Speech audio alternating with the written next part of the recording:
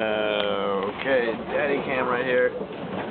So, I don't know, this is day 4 or some shit. They've all blurred together.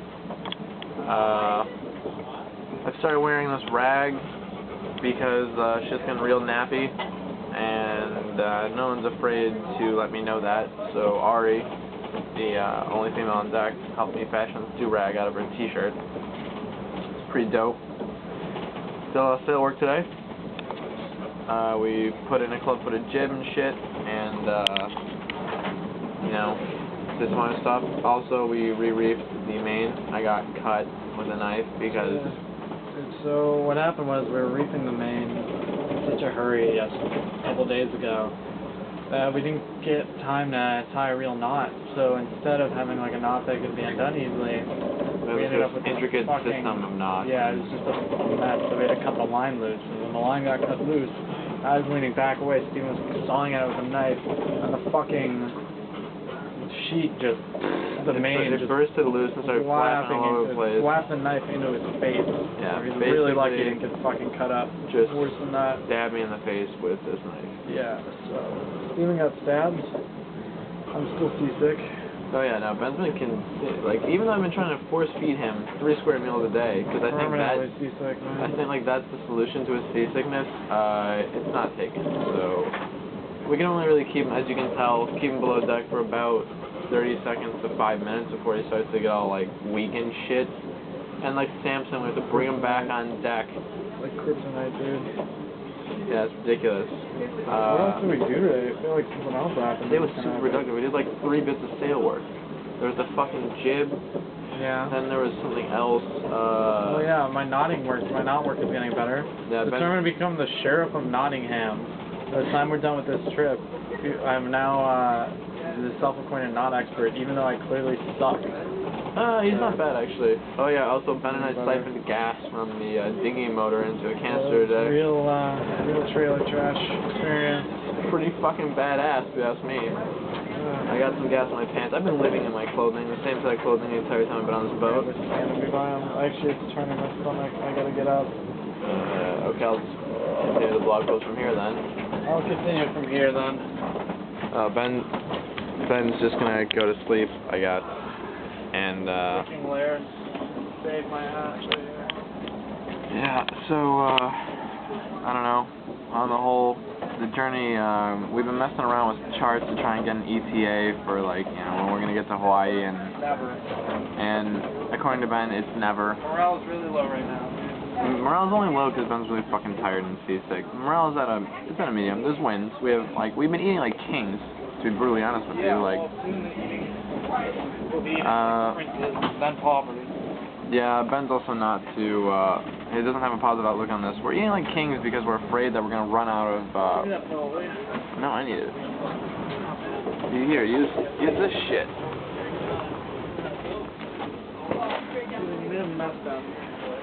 Fuck you. Man, then you just knocked everything on the floor, you lazy asshole. Oh, this smells gross. Why is it so smelly? Because fucking you've been lying in it. Well, there you go. That's all you got.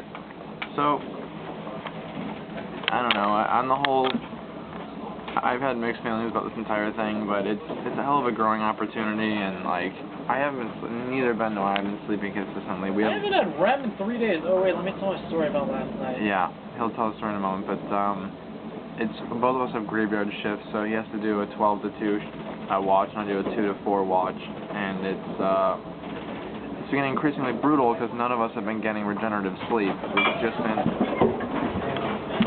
sort of getting knocked around because the water is really fucking choppy. It's like disgustingly choppy. There's a bell under in the cabin and shit. And fucking, if the boat heels too much, the bell rings. It's been ringing a lot lately. Here's Ben. So, last night I was so delusionary. Is that even a word? Delusional. Dude, you see what this is doing to me? I was so delusional. You have to speak up, dude. I don't know if that I was so delusional last night because of my fucking lack of sleep. Like, I finished my shift up at 2 a.m. and then somewhere around 4, I think, somewhere around 3:30, the kitchen exploded. All the fucking shit went flying, and it was driving me insane, so I had to deal with that. just picking up all this stuff that was supposed to be bungeed down that flew all over the place. Then I went to sleep, and I thought I slept for a long time, but I think I only slept for an hour and a half. And Pedro was like walking around or some shit. And I thought Pedro said, "Come on, it's time to get on the other boat." So I put on all my stuff, and I walked upstairs. I put on all my gear and shit, and I walked upstairs into the fucking cold, and I stood on the aft deck, and I turned to Ari and I said, "I'm ready to go." She looked at me and she's like, "What are you talking about?" And I was like, "I'm ready to go to the other boat now." I was convinced, in my delusion, like in my dreams fucking stupor, that another sailboat had come up behind us, had caught up with us, and that we were splitting our crew in half, and some people had to volunteer to help sail the other boat. So I was all prepared to like get on another boat and to continue the trip on the other boat to Hawaii with this, alongside this one. That didn't exist. As soon as Ari was like, "What are you talking about, dude?" I looked around. There's no boat. We're in the middle of the fucking ocean alone. So I just went, "Oh God, no." And I just like crawled back downstairs, took all my shit off, and tried to sleep. Fucked up.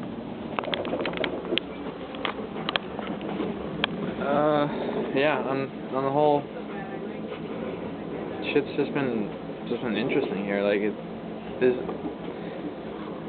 you really do have this battle between the long game and the short game, like with your mentality here. Like you try and keep yourself busy, but like you always are still like, okay, I want to just fucking get there. Let's just get there already. And but you don't want to push it because this is just a beta run, dude. And like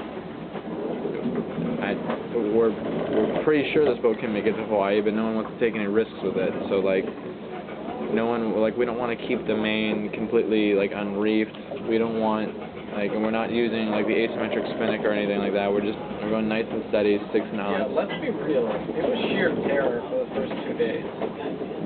Yeah. I couldn't sleep. I had like a fucking pit in my stomach. Hold on, here's Ben. It was sheer terror the first 2 days. Like I could barely sleep. I had a knot in my stomach the size of a fucking peach. Because every time I try and go to sleep, I hear all these noises and shit. And I'd be afraid that whoever was on watch would nod off, that, a storm would pick up. Like the fucking, yeah, it's insane. I'll talk more about that in a separate post, though. It's fine now, though. It's better. Barely. Yeah, my comment on that is that, like, part of the game about being on this boat is just letting go. Like, understanding, like, when things go crashing, like, nothing is breaking. This is just the way it is. So, like, a big wave will hit, and shit will just go flying everywhere. And you just have to, like, for me, it's about training myself to be not anal and be like, well, that's where it is now. And hopefully whatever flew you can find. But luckily the cabin's small enough where it's not too big of a deal. But, like, if it's not tied down, it's going to go flying. And even the shit that is tied down goes flying. Like, there's just this one pack of bungeed shit in the galley that just, despite everyone's best effort, just keeps exploding everywhere. Yeah, and I don't think most people can imagine or understand the reality of having to deal with a constantly moving room or house for an extended period of time. Even a day or 2 days is crazy if you've never been on a boat for more than a couple of hours. It's just not a reality you're equipped to handle until you do it. Yeah, and it's like, the standard, like, look, when you go on like a catamaran or whatever, like small boat, you're not like, you don't have like livable essentials that you need to rely on, that you're going to put somewhere and they're like, oh, that'll be there when I come back later. But with this whole situation, because it's an extended stay, like, you fucking put down a screwdriver somewhere, and you better hope you put it down securely, because like when we hit a big wave, that screwdriver's going to fly somewhere, and then when you need it, it's not where you put it. Shit like that. So you really have to be careful and like, methodical about where you like clamp shit down and stuff. And the same thing goes when you're working on the deck. Like, I'm really bad at this, just holding on to the right things and moving in the right manner, being deliberate with your movement. Like, today was a fucking die-hard 4-day. I just kept falling and smashing into things, and unlike John McClane, I didn't get stronger. I just got weaker, and now I'm exhausted. I'm physically fucking exhausted. I fell face first into a life preserver, technically knife first into my face earlier. It's like, dude, like being scared is like the act of like constantly falling and then picking yourself up and then just moving until you get good at it, so you no longer actually hit the ground. I guess we'll just have another post some other time, but yeah, thanks for following us on our degenerative journey through hell. Yeah, thank I you. made this awesome trip away. Yeah, this is gonna be, it's an adventure. Thank you.